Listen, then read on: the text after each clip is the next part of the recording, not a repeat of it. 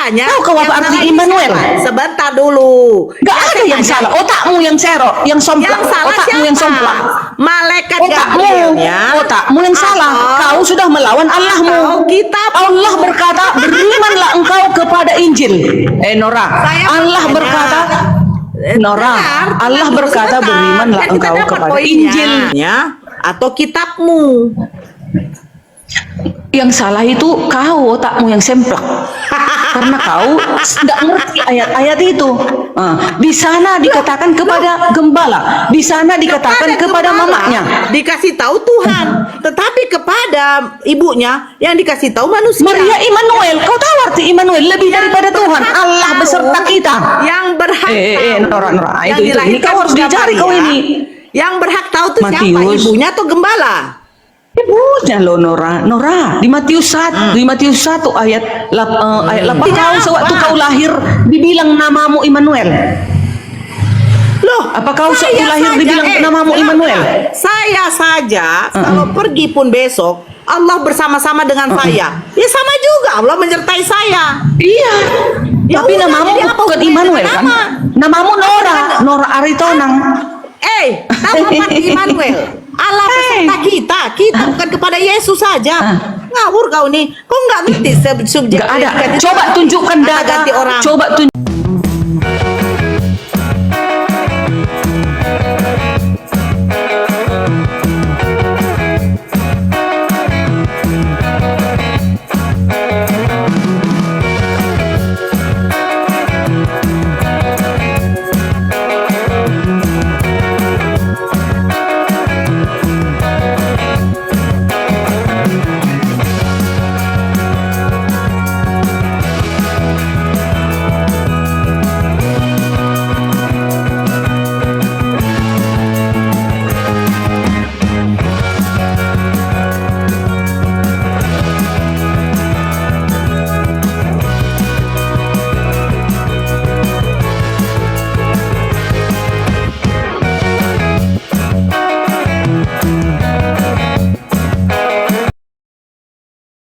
Assalamualaikum warahmatullahi wabarakatuh. Bertemu lagi dengan channel Kristologi Muslim, channel yang akan memperlihatkan diskusi dan debat lintas agama.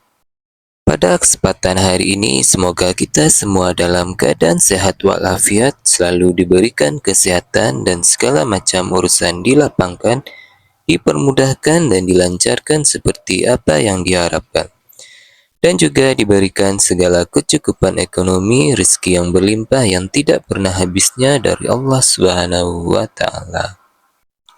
Di video kali ini masih seperti biasa, saya akan memperlihatkan diskusi dan debat lintas agama, di mana nantinya apologet Islam dan apologet Kristen akan saling bertanya dan menjelaskan agama masing-masing. Yang mana kita akan bisa menilai mana agama yang benar-benar bisa diterima dan dipahami secara akal pikiran manusia yang berakal. Di video ini kita akan melihat diskusi dan debat Bunda Nora, Bang Kores, dan Bu Yuni dengan apologet Kristen Bu Darni dan Las MDN Kris di Komal Bang Julius yang akan memberikan kita ilmu dan pengetahuan tentang ajaran Islam dan ajaran Kristen. Singkat cerita dan bagaimana berjalannya diskusi ini, apakah akan berjalan lancar dan tenang atau akan panas seperti biasanya, di mana jika tidak sanggup salah satu menjawab, mereka akan menghujat pribadi atau ajaran. Nah, daripada penasaran dengan diskusi ini, mari kita simak saja videonya sekarang. Oke, Dia itu Immanuel. Saya tanya. Tahu kau apa arti Immanuel? Sebentar dulu. Gak ada yang salah. Otakmu yang serok, yang somplak. Yang salah Otakmu siapa? yang somplak. Malaikat Otakmu yang salah. Kau sudah melawan Allahmu. Atau kitab. Allah berkata, berimanlah engkau kepada Injil. Nora, Allah berkata, Nora, Allah berkata, berimanlah engkau kepada Injil. Ini dia Injilnya. Kita dapat poinnya. Kita dapat Ini poinnya. Injilnya, Nora. Yang salah siapa? Sebentar dulu. Gak ada yang salah. Loh, di dalam Lukas 1 itu dikatakan malaikat Gabriel diutus oleh Tuhan. Malaikat Gabriel diutus oleh Tuhan kepada Bunda Maria, Bunda Maria akan melahirkan seorang anak laki-laki. Di dalam Lukas 2, di sana tidak dikatakan malaikat Gabriel, tetapi malaikat Tuhan. Nah, mengasih tahukan kepada gembala telah lahir adalah Tuhan. Pertanyaan saya, yang salah mana? Malaikat Gabrielnya atau kitabmu? Yang salah itu kau, otakmu yang semplak. Karena kau tidak ngerti ayat-ayat itu. Di sana dikatakan kepada gembala, di sana dikatakan kepada gembala mamanya. dikasih tahu Tuhan, tetapi kepada ibunya yang dikasih tahu manusia. Maria Immanuel, kau tahu arti Immanuel lebih daripada Tuhan, Allah beserta kita. Yang berhak tahu. Nora, Yang itu ini kau harus Bunda dicari kau Maria, ini. Yang berhak tahu itu siapa? Matius. Ibunya atau gembala?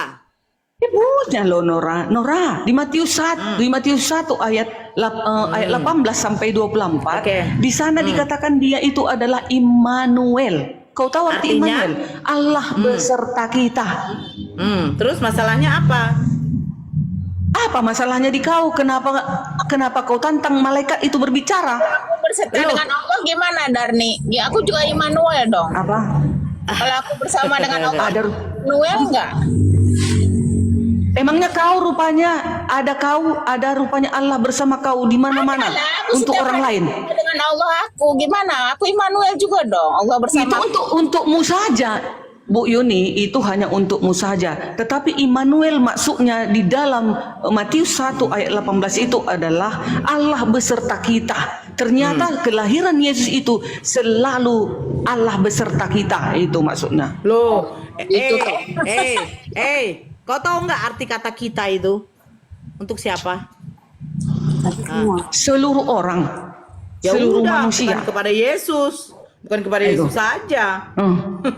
Kalau Allah beserta dengan kita, Nah, kan ya sudah Allah dikatakan beserta kan dengan di dalam saya. Matius itu.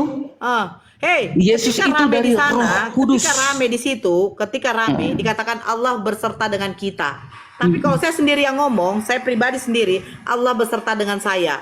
Ya, apa salahnya? Apa hubungannya dengan Immanuel dengan nama Yesus?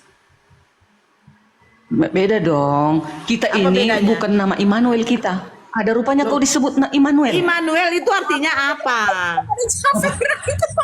Ya aku tanya, Immanuel apakah artinya kau apa? sewaktu kau lahir dibilang namamu Immanuel? Loh, Apa kau sewaktu saya lahir saja, dibilang namamu dengar, Immanuel? dengar. Saya saja kalau pergi pun besok Allah bersama-sama dengan saya. Ya sama juga Allah menyertai saya. Iya. Ya Tapi udah, namamu jadi apa bukan hubungannya Immanuel dengan kan? nama? Namamu Nora Aritonang. Nama apa Immanuel? Allah beserta kita. Kita bukan kepada Yesus saja. Ngawur kau nih. Kau nggak ngerti subjek Enggak ada. predikat itu. Coba tunjukkan Kata data. ganti orang. Coba tunjukkan data yang bernama Immanuel selain Yesus. Ada tetangga saya ditaruh Manusia ya, namanya manusia ya, Ada, manusia. ada. Adakah manusia? Ada. Siapa? Ada. Siapa? Immanuel ada. Ada. Oke ya. Jadi begini.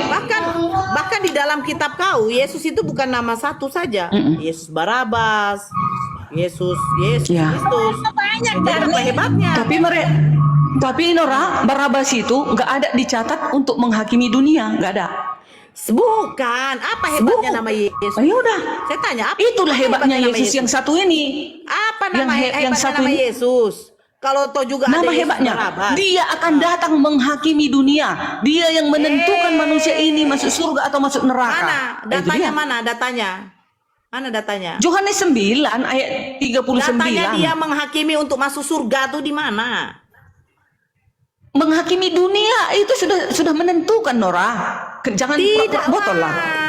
Hakim Jadi saja apa? di pengadilan Ada rupanya berarti lagi hakim yang dunia. menghakimi dunia selain Yesus. Mana dalilmu? Mana Adalah dalilmu? Allah. Mana coba tunjukkan. Allah itu adalah Mana dalilnya? Allah akan turun ke dunia untuk menghakimi. Tunjukkan dalil. Ngapain Allah turun ke dunia? Gak ada. Gak ada. Makanya kau itu botol. Kami tidak Sekarang mana datanya? Sekarang mana dalilmu? Ya, karena ada yang namanya alam barzah. Nggak perlu ke dunia Allah. Jadi nggak perlu dihakimi dunia nih, nggak perlu dihakimi, nggak perlu Ngapain dia dihakimi. hakim di dunia. Buat malu Ah, saja. itulah koplak kau itu. Makanya dengarkan saya baik-baik. kau sampai Kristen lah kau ya, cocok lah kau pikir kau dari Kristen karena botol kau. Ah itu. Ingatkan dulu sebentar Jul. Dengarkan saya baik-baik Oke. ya. Allah kami itu tidak hina. Karena apa? Karena dunia ini tempatnya makhluk. Ngapain Allah masuk ke tempat makhluk? Bahkan kalau kau katakan Allah kami di surga, no. Allah kami tidak perlu tempat. Mau di mana saja terserah. Ya. Allah kami nggak perlu tempat. Kalau sampai Allah kami ada tempat, sama saja dengan makhluk. Kalau dengan makhluk Tuhan kami sama dengan makhluk, berarti hina. Hina dong. Paham kau? Jadi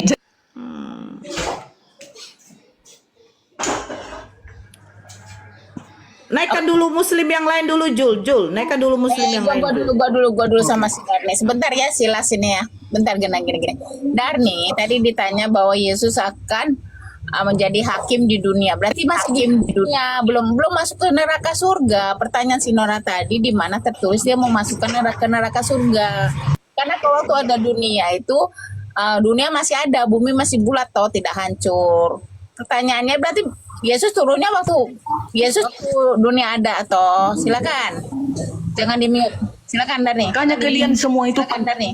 kalian itu penantang Allah. Makanya dikatakan Allah di dalam buku kalian, berimanlah engkau kepada Taurat. Dengar dulu Putri, Bu Yuni, jangan dipotong. Makanya di dalam Al-Quran dikatakan, berimanlah engkau kepada Taurat, Zabur, dan Injil. Inilah Taurat. Kau dengarkan ya. Mazmur 9 ayat 8. Tetapi Tuhan bersemayam untuk selama-lamanya tahtanya. Didirikannya untuk menjalankan penghakiman. Ada ayatmu seperti itu.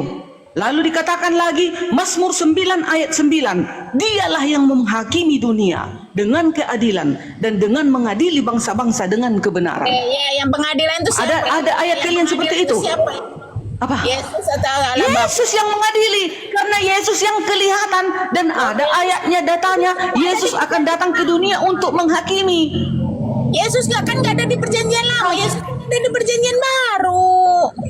Di perjanjian lama Yesus sudah ada, firman belum menjadi manusia. Itu dia. Tapi kan udah belum ada Yesus dong. sudah ada di perjanjian lama, yaitu firman belum menjadi manusia. Setelah di perjanjian baru tergenapi, firman itu telah menjadi manusia. Ya, jadi waktu di perjanjian lama Yesus belum jadi manusia ya, nggak tahu jadi apa ya? Jadi apa tuh? Firman, dia masih firman.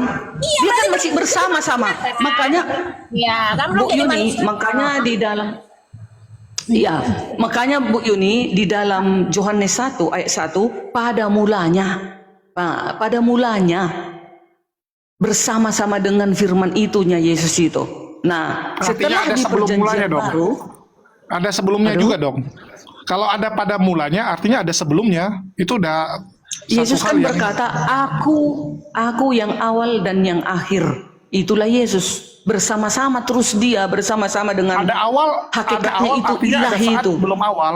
Gini Bu, konsepnya gini. Angka awal berapa? Bu Angka Darni, awal. angka pertama tuh berapa? Awal pertama 0, 0.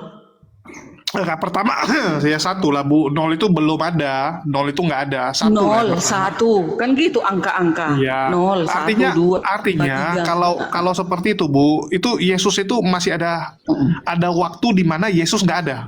Ada waktu di mana Yesus belum diciptakan. Ngerti Bu? Itu sama dengan konsep Yesus bukan Nur. diciptakan. Nah, itu salah kalian. Itu makanya konsep kalian beda. Sementara kalian ada konsepnya seperti ini. 99 sifat di dalam satu Allah. Kalau kami 3 kepribadiannya Allah itu di dalam satu hakikat. Nah, itu dia. Jangan 3 pribadi Bu, nanti ditumbuk Ibu sama orang-orang Kristen Bu. Memang begitu. Memang itu kok. Pribadinya yang mana? Firman menjadi manusia. Roh Kudus, Bapa itu kan sebutan, Bapa sebutan, ya kan? Firman itu menjadi manusia, itu pribadi kedua. Lalu Roh Kudus yang hadir bersama-sama kita. Hakikatnya ini, keilahiannya adalah Elohim. Nah, itu dia satunya Elohim kami, bukan 3. Kalian aja yang otak kalian itu separoh. Nah, itu Aduh, perlu kena dibenturkan lagi ke otak dinding itu biar sadar kalian. Nggak tahu kalian keberadaan Allah itu, bukan keberapaan Allah itu, bukan ya? Iya, Bang iya, Julius, bukan keberapaan, keberadaan. Otak ini aja, otaknya Bu Yuni aja, jangan kami. Otaknya Bu Yuni separuh. Bilang sama dia. Kurang ajar kau. Oke. Gini, Gitu ya. pertama apa Yahweh Elohim. Dan itu tiba-tiba di perjanjian baru jadi dia pribadi Bapa Putra dan Roh Kudus begitu pecah-pecah gitu atau kayak gimana? Oh, gini, bukan pecah-pecah. Tuhan yang Esa, yaitu Tritunggal. Sama-sama kalian di dalam Al-Quran. Kami wahyukan kepadamu Muhammad. Siapa yang kami itu? Kalau kami di Alkitab, kami itu adalah Bapa, Putra, dan Roh Kudus. Nah, itu ya, itulah yang Jangan Esa. ngawur kau. Kau jangan Ya, itu ngawur, kami. ngomong framing aja kau. Itu kami, di Kristen kami seperti itu. pikir kami Jadi itu kami di Tuhan Al-Quranmu ketiga. siapa? Coba kau terangkan dulu, kami siapa? Itu Di dalam menunjukkan Al-Quranmu kami kekuasaan siapa? dia. Kekuasaan Kekuasaan dia. apa? Kenapa enggak tunggal? Kenapa enggak aku dia ngomong? Kenapa enggak aku? Dalam surat Toha pun ada kata aku kok. Ya, Gimana sih? harusnya aku terus. Allah itu tunggal. Aku. Kau paham? Kenapa nggak gunakan Nahu kata Sorof? kami? Harusnya aku Nahu terus. Sorof. Iya. Nahu Kenapa Sorof nggak kau konsisten? paham nggak? Kenapa nggak konsisten gunakan Nahu kata Sorof kami? kau paham nggak? Nahu Sorof, bani terjemahan. Oke, Ya, oke. coba jelaskan dulu, jelaskan. Terjemahan aja. Sebentar Yun, sebentar Yun. Nora, bentar. Udah dari Sebentar dulu Yun. Nahu Sorof itu kau tahu nggak ilmu itu? Hah? Oke Kalian lah. bani terjemahan. Iya, Nggak bikin ada, ilmu tahu baru. kalian. Iya, bikin ilmu barumu. Ya, apa artinya itu? Apa itu? Coba jelaskan. Kaitannya dengan kata kami. Coba jelaskan. Ya, aku jawab pertanyaanmu tentang kata kami ya. Tentang kata kami, aku jawab pertanyaanmu. Aku open cam. Aku pakai data ya. Kata kami. Oke. Gedein gue. Biar kebaca nih. Capek gue ngejelasin sama noten-noten nih. Kami adalah kata ganti orang atau pronomina. Pertama, jamak atau tunggal. Jadi kata kami itu bisa jamak, bisa tunggal. Kalau yang tunggal itu yang bersifat menunjukkan kehormatan si pembicara yang bersifat. Pakai dalil kitab sucimu, Kak. Jangan pakai narasi-narasi dari luar. Pakai kitab Kamu kan sucimu. sibuk dengan kata kami. Kami bahasa Indonesia apa pakai bahasa Ya, Arab? tunjukkan dalilnya Buat yang dulu ada dijelasin. hubungannya terhadap penjelasan kata kami itu. pendapat orang lah. Ini gue malas gue ngomong kalau digituin. Kamu tadi bertanya tentang kami bahasa apa? Bahasa Indonesia. Bahasa Indonesia aku pakai bahasa Indonesia. Kalau bahasa Arab itu nahnu. Oke, nanti saya terangannya. Udah ya, udah jelas ya. Bahwa jadi kalian noten-noten ya 1300 ini udah. Hendak, kalau di kami ada tulisan gini, hendak Oh, ini kenapa sih? kita menciptakan manusia dan kata kita. Aduh. Kamu nih bertanya, saya bawa data, bukan bawa congor. Data apa itu? Harus sesuai dengan kitab suci lah. Bagaimana sih? Nanti dulu kamu kan cerita tentang bertanya tentang kami. Oh, kena Bennett lagi. Aku udah seminggu baru kena Bennett. Kenapa sih Oten nih? Aku udah malas loh teriak-teriak sama Oten loh. Aku udah janji gak mau teriak-teriak. Aku gak mau bego-bego Oten loh. Serius, aku udah janji loh. Tapi kamu kenapa Oten nih kalau kita dijelaskan itu gitu? Nanti kalau aku bilang bego-begoin marah kamu. Kamu bertanya tentang kami. Kami yang ada di dalam Al-Quran yang diterjemahkan dari bahasa kami. Al-Quran toh. Diam dulu. Ini aku mau Ya, data. memang harus gitu. Kalau nggak ya nggak oten. Kami adalah kata ganti orang atau pronomen yang bersifat jamak atau tunggal. Jadi kata kami itu bisa jamak, bisa tunggal. Tapi kalau ke tunggal itu bersifat menunjukkan kehormatan. Si Itu pembicara penjelasan dari mana? Penjelasan dari mana? Ini pakai Ambil bahasa dalil KBBI loh. dari kitab Ya, sucimu, pakai bahasa Kak. sendiri ini. Kok pakai KBB? Kalau KBB itu sifatnya umum, berlaku untuk seluruh agama pengertiannya. Berarti kamu menolak ini. Kamu menolak, kamu mau kami itu harus tunggal aja. Kamu Tadi nolak kan ini sudah katanya. dijelaskan sama Kak Diarni. Kalau kami itu Kamu tolak pakai apa? Silakan kamu ambil data yang bahwa kami itu hanya untuk tunggal saja, silakan. Kalau itu kamu bisa jelaskan itu saya turun. Mana data kamu bahwa kami itu hanya untuk tunggal? Pakai data, jangan pakai congor. Pakai data, mana? Gedein dia, pakai data. kalau kata kami dalam KBB itu jelas lebih dari satu. Pakai data. Pakai Gedein dia, data. host, gedein dia, host. Dia bilang bahwa kami nggak itu perlu. hanya untuk Nggak ada datanya mau gimana gedein? Ada aja. Nggak ada datanya. Iya, kalau udah bisa dia keluarin datanya, saya turun. Serius. Mana data kamu yang kata kami itu hanya untuk tunggal? Mana? Pakai data, jangan pakai congor. Loh. Mana bisa mereka pakai data? Ada aja Bu Yuni nih. Saya nggak ada mengatakan memang kami itu memang harus saya untuk udah nggak tunggal, nggak males ya seperti itu. bego-bego orang kan, sumpah saya udah Tetapi kata kami, kata kita di dalam pandangan Kristen melalui pedoman Alkitab itu bisa dijelaskan. Nggak peduli dengan pandangan kamu, kami nggak peduli dengan pandangan kamu. Kami peduli yang apa yang ada di sini. Oke? Lagi satu data, diam kau. Kau nggak pakai data, kau diam. Oke? Ini kami ya, kami dalam KBBI ya. Oke?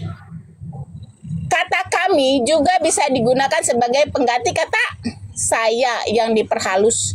Misalnya ketika pembicara adalah orang yang terhormat. Ini pakai data. Ya. Jadi kalau kamu bisa menunjukkan bahwa kata kami hanya untuk tunggal, saya tutup. Saya turun. Itu maksudnya yang kakak jelaskan itu, kata kami itu dia bisa mewakili, tapi mewakili Ya kan bisa orang lain. Saya jawab. Kata kami dia mewakili orang lain. Oke. Dia Izin. membawa lebih daripada satu. Jul, di mute dulu, Jul. Jul, di Capek mute aku, dulu. capek aku. Jul, di mute. Iya. Oke. Ya. Kami dengan aku di dalam contoh ya di dalam surat Al-Hijr ayat 28. Allah di situ kan menyebutkan kata aku. Itu menunjukkan adanya hubungan personal dan membedakan antara pencipta dengan makhluk. Contoh, wa idz qala rabbuka lil malaikati in hilkum. Nah, di situ kan ada kata ini. Nah, ingatlah ketika Tuhanmu berkata kepada para malaikat, sesungguhnya aku akan menciptakan seorang manusia. Nah, itu kan kepada pribadi, kepada Allah. Makanya di situ ada kata inni hilkum basyarom min. Nah, itu menunjukkan bahwa apa? Dia menciptakan seorang manusia dari tanah liat kering yang berasal itu berarti Allah saja yang menciptakan. Nah, kalau kata inna ya, itu berarti kami. Di dalam surat apa itu? Itu kalau nggak salah surat tadi ya, tentang Lailatul Qadar ya. Surat Al-Qadar ayat 1. Inna anzalnahu fi Lailatul Qadar, yang berarti sesungguhnya kami telah menurunkan. Nah, di sini kata kami ini menunjukkan apa?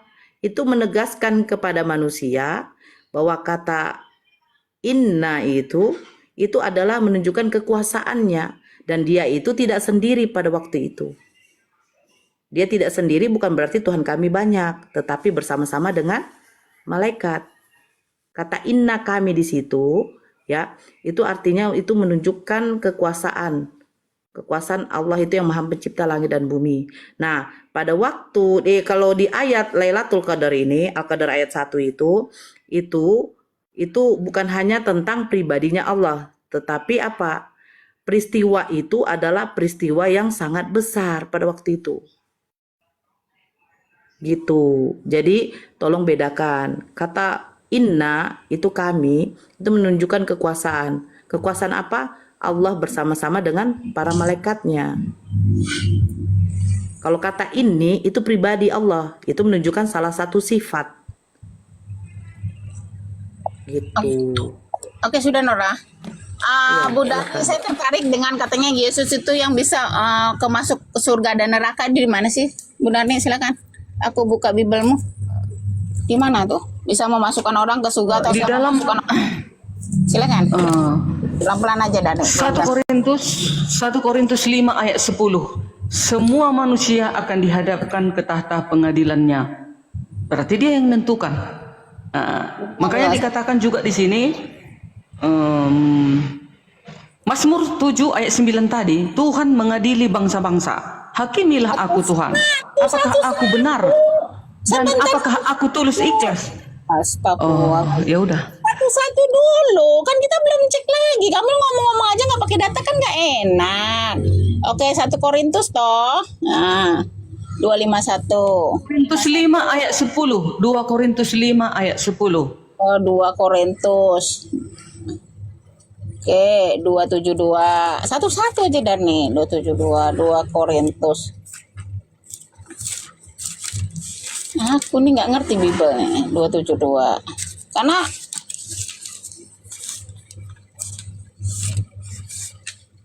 satu-satu aja, jangan 2 Korintus berapa Darni? Dani, 2 Korintus berapa ayat nih? 5 ayat 10. 5 ayat 10. Oke, 5:10 nih ya. Oke nih, ini. Sebab kita semua harus menghadap takhta pengadilan Kristus, supaya setiap orang yang memperoleh apa yang patut diterimanya sesuai dengan yang dilakukannya dalam hidupnya, ini baik maupun jahat. Ini gimana nih Nora? Aku kagak ngerti nih Nora. Jangan tawar hati juga waktu menghadapi mati. Oke. Ya udah kan udah dibilang kita semua akan Lanjut aja menghadap lah tahta dulu. pengadilan Yesus. Lanjut. Apa yang kita perbuat, Yesus yang menentukan. Gitu. Oke. Sudah kita masuk ke tahta pengadilan Kristus, terus masuk surga neraka. Di mana tulisnya surga nerakanya? Menentukan. Tunggu Di ya. mana? Yesus nanti yang menentukan. Namanya sudah dia yang mengadili. Akulah hakim. Dengarkan ini ya. Siapa hakim? Allah adalah hakim yang adil dan Allah yang murka setiap saat. Mazmur 7 ayat 12. Oh Allah apa Yesus? Dia Allah yang menentukan. beda. Allah itu. Iya, dengarkan dulu. Allah itu adalah roh yang tak kelihatan. Lalu diri Allah itu, firman-Nya menjadi manusia. Itulah yang akan menghakimi karena dia yang terhampiri. Kalian yang nggak ngerti arti daripada Tritunggal itu tadi.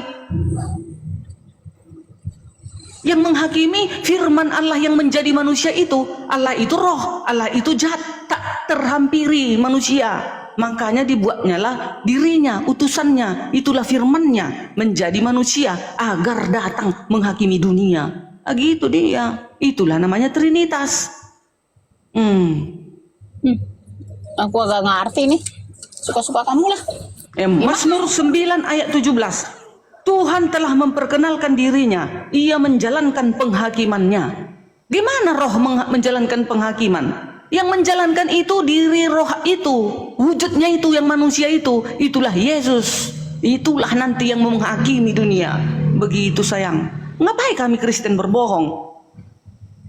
Loh, Bu, semua Silakan, agama Bang Las. ada yang suka berbohong, Bu. Buktinya lihat tuh channel-channel tidak. Kardus, banyak kali bohongnya. Bang, melihat kebenaran itu bukan dari orangnya, dari pengajaran. Makanya Tadi kok, Bu Darni bilang dangkal ngapain sekali berbohong? cara berpikirmu. Melihat kebenaran itu dari pengajaran, bukan Betul, dari betul. orangnya, bukan dari manusianya. Banyak itu orang kan beragama, tetapi dia bukan pelaku pada Diam, pengajaran. dulu. Ya itulah kita bilang, jangan bawa-bawa oknum. Kalau semua agama pun ngajarkan jangan berbohong. Memangnya ada agama yang ngajarkan berbohong? Ada aja. Ya silakan lanjut. Enggak, dalam ajaran abang ada nggak boleh berdusta dalam 3 hal? Boleh ada nggak? Ada Itu bukan ada berdusta, Uni Rifa itu nggak di takiyah. situ? Ada Uni Rifa nggak? Jul, jadikan aku moderator kenapa Jul? Janganlah aku Enggak, jadi saya mau narasumber. tanya, ada nggak Tunggu di banyak dalam kali, pengajaran tunggu. boleh berdusta dalam 3 hal di dalam ajaran abang? Boleh. Kita bahas itu mau. Nah itu makanya maksud Boleh, saya. boleh. Tunggu dulu, hakim dulu. Aduh, jangan dulu lari dek, jangan. Dengar Jul, Wahyu Mau 20 yang mana? ayat 13. Dengar Kun. Mau yang mana? Tunggu dulu ayat penghakiman. Dengar dulu, ini dulu. Maka laut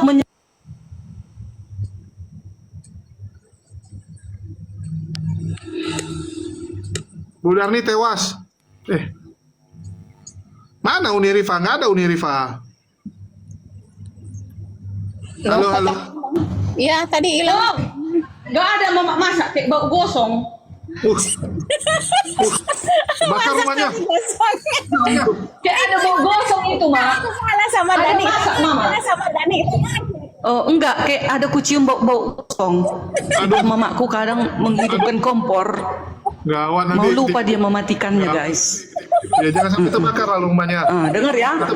Ini lagi. Paling hebatnya nih. Wahyu 20 ayat 13. Maka laut menyerahkan orang-orang mati yang ada di dalamnya. Dan maut dan kerajaan maut menyerahkan orang-orang mati yang ada di dalamnya. Dan maut dan kerajaan maut menyerahkan orang-orang mati yang ada di dalamnya. Dan mereka dihakimi masing-masing menurut perbuatannya. Yesus yang menghakimi. Bukan roh yang tak kelihatan itu. Itu di ajaran kami Kristen. Gitu dia. Kalian mana coba? Tunjukkan dalilnya.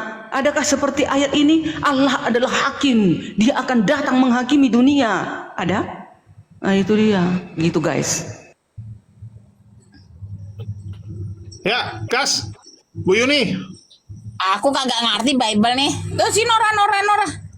Aku Al-Quran Lu aja. nggak ngerti.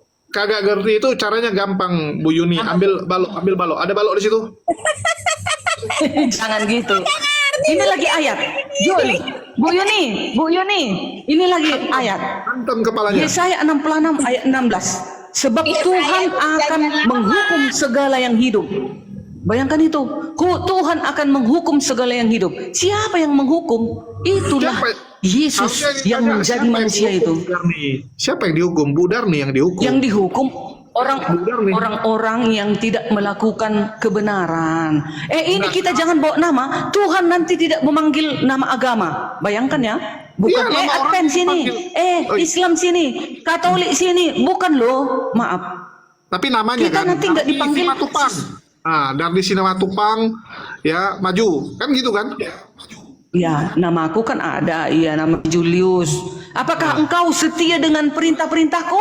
Yang setia berada di sebelah kananku domba-dombaku. Yang tidak setia berada di sebelah kiriku kambing-kambingku. Katanya Jadi, nanti. Silas Gitu. ini makan babi. Mana dia? Neraka lah ya. Ya nggak tahu aku, nggak berani aku ngomong. Nggak berani. Kalau Kenapa, Bang? kalau ke Kenapa? Bu Yuni berani. Nggak, kalau ke Bu Yuni berani. Kalau ke Silas nggak berani. Bu Yuni bilang memang nggak jelas Bu Yuni nih. Bu Darni nih. Bu Darni. Ya, kalau Enggak, si siapa Nora, tahu nanti. Kalau si Nora, ya si Yuni langsung masuk neraka. Kalau Silas nggak berani dihakimi. Enggak. Bukan. Ini ayat untuk seluruh umat manusia. Ada dalilnya ya. Kalau mereka bukan sudah manusia memang ya? dihalalkan. Hah? Bukan. Kadang kan ada orang yang memakannya. Udah, jangan kita menghukum. Kita nggak boleh menghakimi. Biar Tuhan yang menghakimi. Kita di sini hanya diskusi. Kalau sudah ada dalilnya, siapa tahu besok tidak dimakan lagi. Oke, aku mau nanya, Bu. Iya kan? Bu Darni, Silakan. ini ayat yang cukup menarik. Bu Darni bilang kan Yesus akan ada di awan-awan. Ini aku mau nanya di Bu Darni. Ini aku mau nanya. Coba ke depan, Bu Darni coba lihat di depan Ibu cuacanya lagi banyak awan atau enggak? Lagi cerah. Ada awan dong di atas. Lagi cerah ya. Tapi di Jakarta ini lagi mendung, Bu. Beda artinya langit yang kita lihat. Kira-kira Yesusnya sebesar apa, Bu? Sehingga di Medan bisa nampak, di Jakarta bisa nampak, di mana-mana bisa nampak. Iya. Itu nanti kemuliaan Tuhan lah nanti yang menentukan, bukan saya. Yang jelas nggak tahu, di sini Darni. dikatakan ada ayatnya. Enggak sebesar Sekarang apa kita Yesus? tinggal menuruti. Ya, jangan kau bertanya pikirkan sampai ke kalau situ. tidak ada tertulis, Bang. Loh, Yes. Bang, yang kita tanya yang kita nggak tahu, bukan masalah tertulis nggak tertulis. Yang kita tanya yang nggak tahu, itulah saya tanya. Kalau saya tahu, ngapain saya tanya? Ini gimana sih logikanya? Loh, Kan karena saya nggak tahu, saya bingung. kamu mau tadi kan kamu tanya, bagaimana nanti orang melihat ketika di hari penghakiman nanti di atas awan-awan Tuhan yang di Medan, yang di mana-mana. Kita nggak Iya, bisa kan menjawab untuk itu. Ya tadi makanya Kan jawaban ada yang benarnya ayatnya. itu nanti kemuliaan Tuhan lah, kemahakuasaan udah, Tuhan itu lah nanti. jawabannya. Ya udah itu nanti kemudian Tuhan udah selesai, ngapain abang komplain? Karena saya nggak tahu lah, kan ditulis. Oke. Karena saya betul Iya, nggak? ya, oke lah. Tadi kan kamu Betul, ngotot betul. minta jawabannya. Kamu ngotot tadi minta jawabannya. Bang, abang tahu pengertian ngotot nggak? Aku cuma nanya sama Bu Darni, Bu itu gimana supaya bisa kelihatan di semua tempat di waktu yang bersamaan? Tiba-tiba kok dibilang ngotot? Aneh Bang Las ini. Bu Darni aja. Tadi kamu kan mencoba-coba framing. Itu kan artinya kan kamu coba mengotot untuk supaya mendapatkan jawaban yang memuaskanmu kan. Bang Las ini nggak bisa diskusi rupanya. Cuman bisa komplain dan menyalahkan orang lain. Nggak seru nih. Lanjut Bang. Nah, Yesus akan turun seperti dia pergi dulu. Berarti kalau Yesusnya turunnya di sana, di Indonesia nggak kelihatan dong. Kan kecil doang. Gimana tuh? Iya. Waktu naik aja cuman kelihatan di sana. Itu pun kalau benar kelihatan. Kalau turunnya di sana juga. Berarti kamu di Jawa nggak kelihatan. Tadi kan sudah dijawab loh Kak Abang. Itu nanti lihat di hari penghakiman nantilah seperti apa kemuliaan dan kemahakuasaan Tuhan. Ya, Itu tebak-tebak menjawab. ini. Ada ayatnya ini. Kucing dalam Dalilnya, Julius. Apakah nanti ukurannya besar sekali atau seperti apa? Iya. Itu kita nggak bisa Ada menjawab kok dalam dalilnya. hati. Oke, saya boleh bertanya. Dalam Alkitab. Oke, saya boleh bertanya. Bentar, Nani. Saya boleh Yesus bertanya. Boleh. Las, kamu, saya tanya sama kamu. Yesus waktu turun itu, dia bumi sudah hancur, sudah kiamat atau belum kiamat? Silakan. pada saat apa tadi? Pada saat datang. Iya, apa waktu Yesus turun untuk kedua kalinya untuk menghakimi, kata kalian menghakimi kan domba dengan kambing yang dipisah-pisahkan itu, pertanyaan saya, bumi sudah kiamat atau belum? Jul, dirungkatkan aja lah Jul. Aku nggak diskusi Jul. Yang pasti Mau datang apa itu? Apa tuh pengacara-pengacara dari Peradin tuh? Ya lu turun lah, ngapain aku rumkatkan? Ada aja aku rumkat. Oh iya ya. Udahlah, si Nora nanti jadi nggak fokus dia. Betul itu Nora, betul. Iya betul. Oke lah guys, Iya betul itu. kita bubar lah. Si Nora biar fokus dia ke sana. Fokus kemana dia? Fokus kemana dia? Kan ada Tapi Yuni yang lagi semangat untuk menjadi Ibu Darni. Ya naikin yang lainnya. Ya, Las, aku tanya dulu, Yesus waktu turun, dia sudah bumi masih ada atau sudah hancur? Sudah kiamat? Sudah.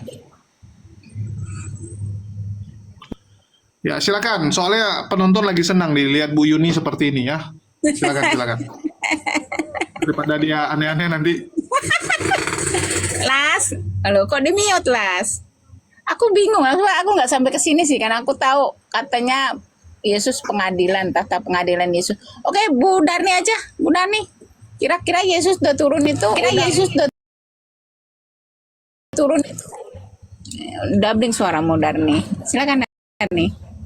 Aku cek. 1 Yohanes 3 ayat 2. Saudara-saudaraku yang kekasih, sekarang kita adalah anak-anak Allah. Tetapi sebelum nyata apa keadaan kita kelak, akan tetapi kita tahu bahwa apabila Kristus menyatakan dirinya, kita akan menjadi sama seperti dia, sebab kita akan melihat dia di dalam keadaannya yang sebenarnya. Ya, kita akan melihat keadaan Yesus yang sebenarnya. Ya, dia datang ke bumi dong. Iya, berarti bumi belum hancur ya. Berarti bumi belum hancur. Iya. Kan. Analogikan. Ini bumi. Yesus akan datang, bumi orang manusia masih hidup toh, berarti belum kiamat. Terus Yesus datang nih. Ini masih hidup nih. Bagaimana dia memisahkan kambing dengan domba? Ini masih hidup, dan bagaimana yang sudah mati itu, yang sudah dikubur? Gimana lo bisa jelasin? begini Kak. Ya, jadi nanti setelah kedatangan Yesus, nanti orang-orang yang telah terlebih dahulu mati dan yang percaya kepada Yesus dan melakukan hidup yang benar, mereka nanti akan duluan diangkat ke awan-awan. Kemudian nanti yang masih tinggal, Dengar Las, sebentar Las. Pertanyaan saya ini, Yesus turun. iya, Oke, sebentar, sebagai kamu ngerti. Yesus turun, kamu mengatakan bumi ini masih bulat dan ada kehidupan manusia seperti biasa, betul? iya betul. Oke, ketika Yesus mau jadi pengadilan, bagaimana orang-orang yang hidup ini, apa dimatikan dulu atau kayak gimana? Bukan, jadi makanya dengar dulu Kak. Jadi nanti orang-orang yang sudah mati, yang dikubur, ya toh, itu nanti mereka akan dibangkitkan terlebih dahulu. Jadi roh mereka nanti akan naik. Oh, jadi zombie dong. Orang yang hidup dalam kebenaran. Ya, Dibangkitkan loh Yuni. Bentar, Dani, Memang kamu dalam begitu.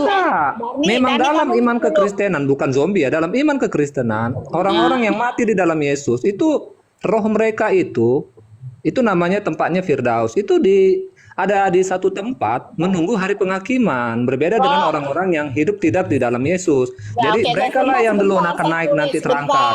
Aduh, roh, saya Dengar. tanya betul. Pertama roh yang sudah mati. Roh mati, kamu bilang ada di Firdaus. Betul?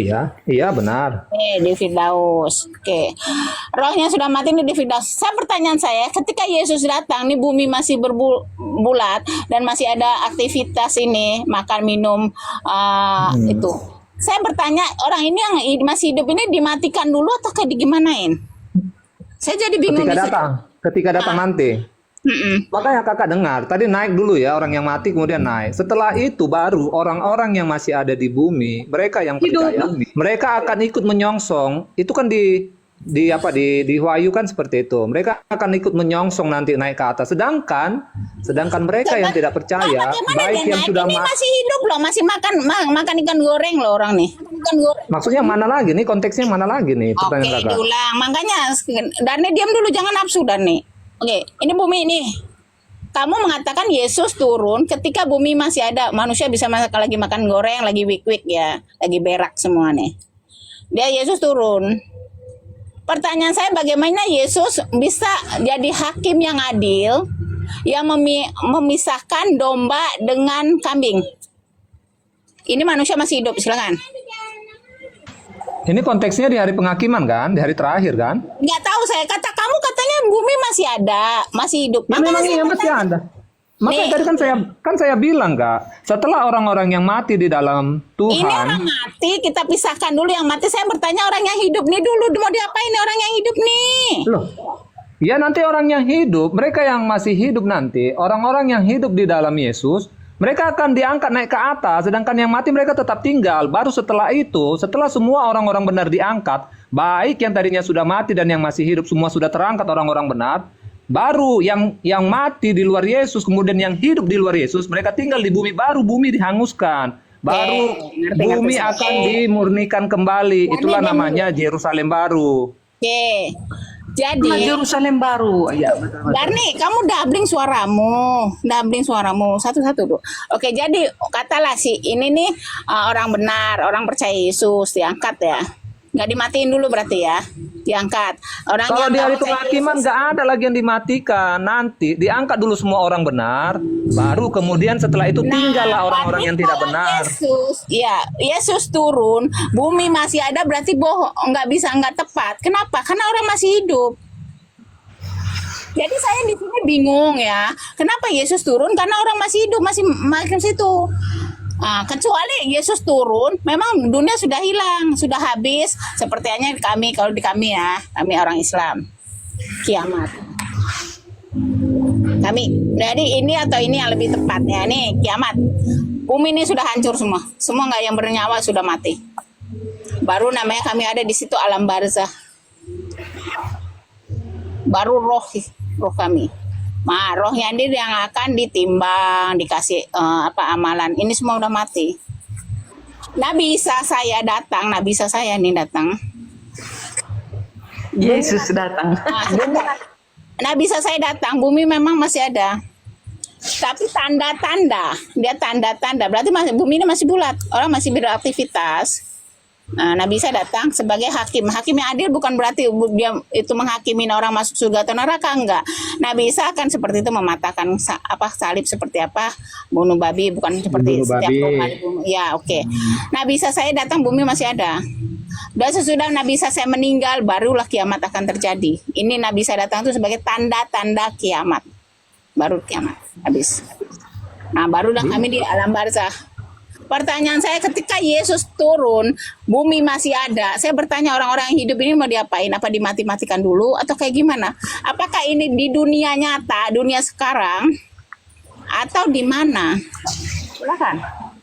Sepertinya tadi saya sudah jelaskan berulang kali loh Kak. Itu sudah jelas ya. Tadi Ya begini jelas Kak, Kakak. mana saya bertanya ini. Kalau di Kakak saya dengar jelas dulu. banget. Ketika Jangan, Nabi Isa jangan. saya turun, Nabi Isa saya turun, orang masih hidup. Masih beraktivitas. Oke. Sesudah orang masih makan ikan goreng, masih berak, masih kwik-kwik. Sesudah Nabi Isa saya meninggal, barulah terjadi kiamat. Semua udah nggak ada satu apapun di sini. Barulah terjadi di alam barzah. Itu lebih masuk akal. Pertanyaan saya, ketika Yesus turun, nih bumi kalian katakan belum kiamat. Jadi apa yang diadilin Yesus ketika manusia ini masih hidup? Silakan. Itu kan kedatangannya nanti kan sudah penghakiman. Makanya tadi Oke, saya sudah penghakiman. Berarti Yesus turun itu sudah kiamat, betul? Bagaimana? Yesus turun sudah kiamat. Kiamat Tapi dalam kata makna Dani, Yesus turun kiamat belum dalam makna apa kiamat. dulu? Kiamat dalam makna apa dulu? Kiamat semua hancur. Ya belum dong, belum. Nah, kalau belum berarti Yesus turun masih ada orang hidup kok, masih ada yang berak, masih ada yang kencing, masih ada yang itu. Iya. Pertanyaannya, bagaimana Yesus turun bisa memisahkan kambing dengan domba ketika Loh, tadi kan saya sudah katakan, nanti kan orang-orang yang benar mereka akan terangkat, naik, menyongsong Yesus di awan-awan. Kemudian yang hidup tidak benar, tidak percaya di dalam Kristus, mereka akan tinggal. Setelah mereka tinggal, semua sudah terangkat orang-orang benar, baru bumi akan dihanguskan. Baru bumi akan dimurnikan kembali. Itulah yang namanya sebagai Yerusalem baru. Nanti berapa ribu tahun nanti akan hidup di Yerusalem baru. Oke, jadi Yesus turun itu manusia itu yang orang benar diangkat ya, udah diangkat. Iya, orang benar. Yang kambing-kambing dibawa dimatikan baru ada kiamat. Ya dimatikan kan nanti kan bumi kan akan dihanguskan oleh api kan, dimurnikan kembali oleh api ya. Memang di situ nanti mereka akan mati kan. Mati dan kemudian nanti kan ada lagi hari penghakimannya untuk mereka dimasukkan ke dalam neraka kan, tempat yang Berapa kekal. kali penghakiman? Berarti di situ di dalam ajaranmu berapa kali penghakiman? Berapa kali penghakiman? Mm-mm. Ya 1 kali itu, tetapi kan setelah dihanguskan, ya kalau kami percaya adanya neraka, berarti setelah dimurnikan bumi yang lama menjadi bumi yang baru, Yerusalem baru ini, maka roh-roh orang-orang yang tidak hidup di dalam Kristus ini tadi, mereka kan akan dipindahkan untuk masuk ke dalam tempat yang kekal kan di neraka nanti. Jadi orang yang percaya hidup-hidup dinaikin ke atas, Yesus masuk ke sana. Betul, iya Nanti menyongsong Yesus di awan-awan, betul. Oh. Betul. Betul sekali. Tetapi orang-orang yang mati mereka kan masih di tempat yang namanya Firdaus. Mereka juga nanti roh mereka akan diangkat juga. Oke. Jadi ini manusia biasa ya. Katalah si Darni yang cantik ini langsung dinaikin ke atas ya. Dengan tubuh badannya semua karena dia percaya toh. Iya, kalau masalah benar, dengan tubuhnya itu nanti akan ada tubuh yang baru karena tubuh yang lama Ya, kita kan tubuh pernah melakukan kemuliaan. dosa, Betul. kita jahat, kaki Ya, kita, mulut kita, tadi lidah pertama kita. si Darni Akan ada tubuh yang baru. Ya, Darni sekarang dengan tubuh yang sekarang ini ya naik ke atas dan itu dipulihkan di atas sudah di Yerusalem baru. Betul, dengan tubuh yang baru. Oke. Baru kali Sama ini kayak saya, tangan saya pernah mencuri uang orang tua saya. Ini nggak akan dipakai di surga, akan ada tubuh yang baru, tubuh yang lebih suci, yang disiapkan oleh Tuhan nantinya. Oke, ngerti saya. Nah, oke. Ya sudah, begini keimanan mereka ya. Ini begini keimanan kita orang. Jadi beda ya. Karena ya udah. Nah, kamu nanya aja deh gantian. Oh nanya Kak. Nah, silakan nanya. Oke, ini kan Kakak bertanya nih terkait dengan pengajaran yang kontras ya, yang berbeda ya. Kalau tadi terkait dengan penghakiman. Sekarang saya mau tanya dari dua pengajaran kita yang kontras lah. Saya mau tanya Kak, kalau di dalam kekristenan itu kan tidak diperbolehkan untuk kawin cerai. Sekarang saya mau minta Kak penjelasan dari Kakak. Kenapa perceraian itu dan kawin siri? Baik perceraian, kalau dalam Kristen kan cerai dan kawin siri, maaf ya Kak, cerai dan menikah lebih dari satu pasangan itu tidak diperbolehkan. Kalau di ajaran Kakak kan cerai boleh, kemudian menikah lagi boleh juga. Memiliki pasangan lebih dari satu itu juga boleh. Bisa tolong dijelaskan Kak dengan dasar kebenaran. Oke. Saya mau izin ya. Nanti kalau salah orang Islam silakan ditanggapin ya, bisa dikomplain saya nggak apa-apa. Pernikahan, perceraian di Islam ya. Iya. Oke. Pernikahan di Islam itu boleh poligami, tak boleh poliandri, nggak boleh poliandri. Oke.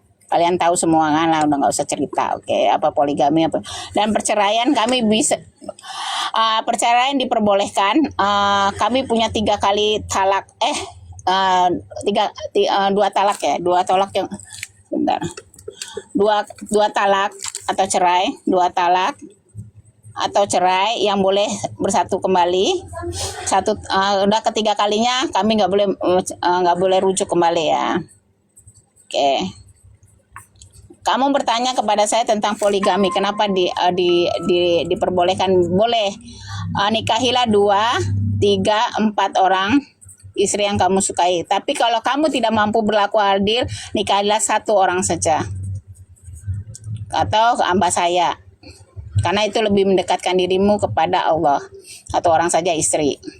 Oke, di sini kami tapi istri nggak boleh poliandri.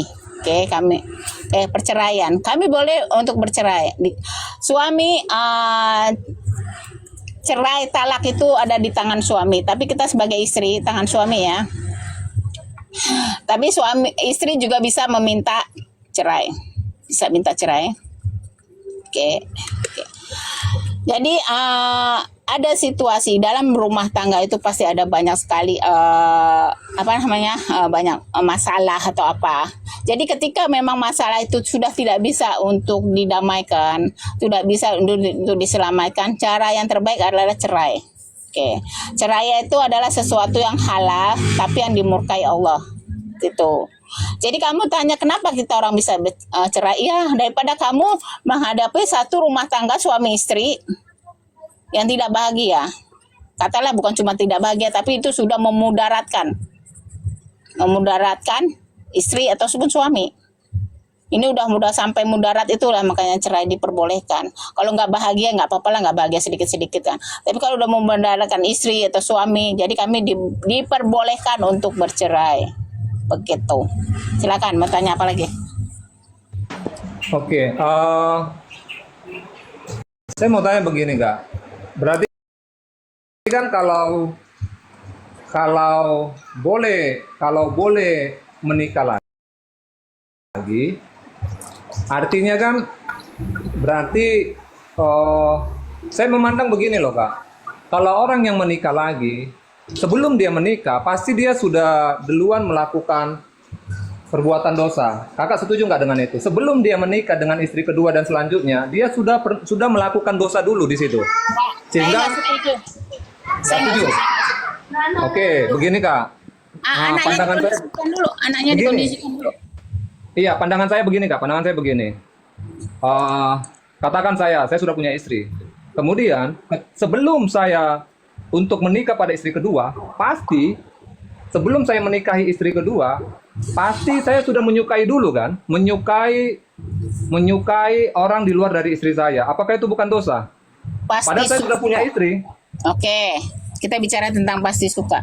Kamu mengatakan bahwa pasti sudah berdosa itu saya bantah ya. Kenapa? Karena nggak semua seperti itu. Tapi walaupun kebanyakan, tapi kalau katakan ini adalah hukum nggak juga. Kamu Kakak jelaskan dulu kenapa nggak semua seperti itu. Coba Kakak Oke, jelaskan. pasti suka. Ya santai aja, santai. Sama saya santai aja ya. Iya, saya juga santai juga Kak ya. Iya, kamu tanya, saya jawab toh. Saya nggak lari-lari dalam Bible mulu. Silakan, ya. Oke. Ketika umpamanya begini, kamu sebagai seorang suami, kamu suka sama saya sekedar suka aja, apakah itu berdosa? Enggak. Kecuali kamu udah melewati kata suka itu. Kamu DM saya, kamu WA saya, sampai PCS dengan saya. Itu udah melampaui batas. Tapi kalau sekedar suka, itu naluri manusia. Karena Allah suka kasih ke kamu rasa suka. Tapi kalau kami itu harus bisa mengendalikan rasa suka itu. Oke, itu satu, rasa suka. Oke, yang kedua adalah ketika suami harus suka dulu, umpamanya ke istri kedua atau ketiga. Nah, oke. Nggak gini juga, karena di dalam Islam itu ada juga yang namanya ta'aruf. Kadang-kadang ada menikah itu pun ada ya itu walaupun cuma 0,00 sekian itu kadang-kadang tidak bertemu atau memang ta'aruf itu cuma ngeliat muka istrinya aja ada. Jadi kalau kita bicara tentang hukum dulu ya, kita bicara hukum dengan orang itu beda. Jadi kalau kamu mengatakan suami kedua ketiga itu kamu harus suka pacar-pacaran bahkan to say ya, kumpul kebo nggak gitu juga. Islam nggak kayak gitu. Tapi kita bicara Islam ya, walaupun banyak yang kumpul kebo apa gitu. Nggak. Jadi kalau umpamanya kamu mengatakan ke suami istri kedua atau ketiga itu harus dosa, nggak tepat. Silakan. Tetapi itu mustahil Kak. Orang ketika dia menikahi Hajar Bu Yuni, mantap, kembali pada jalurnya. Assalamualaikum warahmatullahi wabarakatuh. Gas. Iya. Bising kali ya. Jadi ya, itu mustahil Kak, itu mustahil. Ketika seseorang menikahi perempuan, apakah itu istrinya kedua ataupun seterusnya, awal mulanya dia pasti jatuh cinta. Berbeda dengan kalau saya hanya sekedar suka melihat perempuan, suka misalnya melihat melihat bodinya. Melihat cewek di ini di diskotik langsung main gas one night, jadi nggak apa-apa gitu ya. Gantian bicara dulu Bang. Mas, Gantian bicara. lanjut Las. Bentar saya yang lainnya. Silakan. Iya. Jadi ketika saya sudah punya istri, kemudian saya menyukai wanita yang lain. Ketika saya menyukainya, kalau dalam ajaran kami, mengingininya saja itu sudah dosa. Karena apa? Ketika saya mencoba untuk mengingininya, saya sudah tidak setia kepada istri saya. Jadi pernikahan yang menjaga kesetiaan itu ya di dalam kekristenan kalau begitu. Iya, masalahnya kan Bang, dosa kan sudah ditebus. Apa sih fungsi dosa? Udah, Abang nggak, Mas. Ya, Mas. abang nggak memahami itu, Bang. Orang-orang Kristen, ini biar abang paham ya soal penebusan dosa. Orang-orang Kristen, Udah, kita lagi sekalipun bicara dia, Islam dengar dulu. dulu, sekalipun dia beragama Kristen, tetapi dia belum tentu, Bang, masuk surga. Jadi abang harus pahami baik dulu arti penebusan dosa itu seperti apa. Bukan berarti kita suka-suka, enggak. Karena Yesus sendiri juga mengatakan bahwa kita percaya beriman, tetapi kalau kita nggak berbuat di dalam roh, tetap itu tempatnya di neraka juga. Jadi bukan seperti itu juga konsep penebusan dosanya, Bang. Oke, udah kita skip dulu lah penebusan dosa apa kamu Islam aja lah, secapek malas sama Oten. Oke. Kalau kamu mengatakan pasti itu nggak tepat, saya udah bilang ketika kami ada hukum ta'aruf, supaya memang 0,0 sekian, tapi kalau kita bicara dosa dan kamu mengatakan bahwa pasti itu nggak pasti juga. Ketika kamu memenyakan ada juga dari istri yang pertama yang diperkenalkan ke suaminya karena dia tahu itu gitu atau ya begitulah. Jadi kalau kamu kata selingkuh di sini ya dalam Islam tuh ya dalam hukum Islam itu nggak ada. Kalau ya dia betul-betul dia pakai agama ya kita bicara lah kalau banyak selingkuh. Tapi kalau kamu mengatakan pasti dosa itu nggak tepat. Kenapa? Kamu nggak ingin memastikan ketika pengen istri kedua, ketiga itu harus pacaran dulu, harus kena tangkap dulu, apa kena grebek, nggak gitu. Kalau kita bicara tentang hukum, oke ya. Nah, jadi Saya tanggapi lu, Kak, karena begini. Karena saya dengan sangat yakin semua perempuan pasti tidak akan ada bersedia untuk diduakan, ditigakan, diempatkan, dan seterusnya. Kalaupun dia bersedia diduakan, ditigakan, itu karena hanya rasa kekhawatiran dia daripada dia nanti bercerai kan. Efeknya yang lebih besar. Setuju nggak Kakak dengan itu? saya nggak setuju. Kenapa? Karena ada Setuju, juga. nggak mau aku diduakan, nggak mau Iya, aku diduakan. Ya, kalau kamu nggak mau diduakan nggak apa-apa, diam aja tutup mulut. Kamu nggak pengen diduakan nggak apa-apa. Makanya gini, kalau kamu mengatakan bahwa semua orang nggak setuju juga, kenapa? Karena ada beberapa juga yang istrinya yang malah menyuruh suaminya untuk menikah lagi dengan berbagai macam alasan. Sorry ya, tuh saya, umpamanya pengalaman hidup saya, umpamanya saya udah tua, tiba-tiba saya punya suami yang muda. Saya tahu suami saya muda itu pengen begini-begini, ya saya suruh dia menikah lagi, tapi janji dia jaga saya hidup baik-baik. Jadi kalau konsepnya seperti yang kamu katakan itu pasti perempuan tidak ingin diduakan, nggak gitu juga karena ini hukum begitu ya. Jadi ada beberapa faktor yang membolehkan suami berpoligami boleh, tapi kan saya udah bilang nikahilah 2, 3, 4 orang. Tapi kalau kamu tidak mampu berlaku adil, Allah suruh apa? 1 orang aja. Ini yang sebetulnya Allah suruh 1 orang istri saja. Tapi kalau kamu pun miskin, melarat, penyakitan, Allah juga nggak nyuruh kamu kawin. Kamu suruh puasa. Itulah hukum Islam. Nah, Kalau kata Ini gue nambahin ya. Ini gue sebagai pihak cowok yang muslim ya. Silakan Las kalau mau ngomong dulu. iya, kalau kata adil itu kan Kak, itu kan sulit sekali itu mau menerjemahkannya. Boleh menikah 2, 3, 4 dan seterusnya, yang penting adil. Itu kan mau apa ya? Mau menerjemahkan adil seperti apa itu kan sulit. Apakah dari sisi penghasilan berarti dibagi rata 1 juta, 1 juta, 1 juta. Atau dari sisi apa? Dari sisi waktu, perhatian. Coba bagaimana? Coba Kakak jelaskan, Abang coba jelaskan juga. Bagaimana lah caranya memberi kasih sayang yang adil itu coba. oke. Nah, Bu Yuni kedua ya. Ini gue cowok sebagai cowok muslim. Oke. Jadi gini Bre, dalam poligami ya, kita teknisnya aja gitu. Kalau misalnya gua cowok nih kaya duluan, terus ini cewek yang gua nikahin yang pertama miskin, jangan banyak cincong kalau gua mau nikah yang kedua. Tapi kalau misalnya miskin ketemu miskin ya, kalau miskin ketemu miskin ya, yang cowoknya jangan banyak cincong. Lu pas miskin sama dia, pas kaya lu cari yang kedua, yang ketiga gitu. Tapi pas gue yang kaya nih, ketemu gue istri pertama miskin nih, gue angkat derajatnya naik nih dari gembel jadi kaya raya karena guanya kaya gitu. Pas gue nyari kedua, ketiga, keempat ya terserah gue lah, duit gue mau nafkain siapa terserah gue lah. Gue mampu kok, gue perkasa gitu. Nah silakan Bu Yuni. Kau itu, aduh, toa kau buang lah, sakit kupingku kau. Aduh. Gila kau toa. Toa tempur. Oke, adil. Kita bicara tentang keadilan. Oke. Saya nggak usah kita bicara tentang istri, tapi kamu punya anak. Anak pun kamu adil-adil. Masa ya anak SD, SMP, sama orang kuliah, kamu mau sanakan semua sama 1,5 juta, kan nggak adil. Kenapa? Karena mungkin anak SD cukup, tapi apakah orang kuliah cukup adil? Jadi adil itu sebetulnya menetapkan sesuatu pada tempatnya. Jadi jangan kata istri ya, anak juga kamu udah tahu udah SD itu kali kalkula 200.000.